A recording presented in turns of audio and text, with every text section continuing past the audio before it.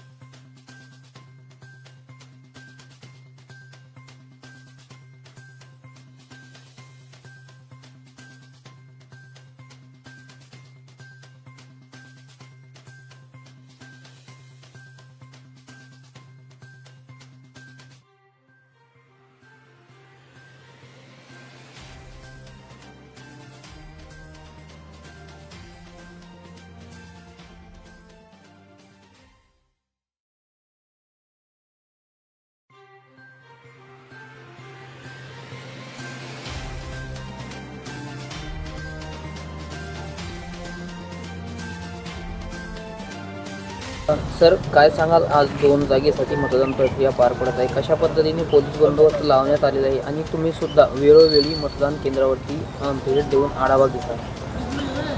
भोकरदन नगर परिषद येथील 2 प्रभागातील 2 उमेदवारांचं निवडणूक आज होत आहे. त्या 4 बूथवरती मतदान होत असून प्रत्येक ठिकाणी आपला बंदोबस्त आपण लावलेला आहे. बूथला कर्मचारी असून 100 मीटरमध्ये देखील बंदोबस्त देण्यात आलेला आहे. सुरळीत आणि शांततेत सुरू आहे.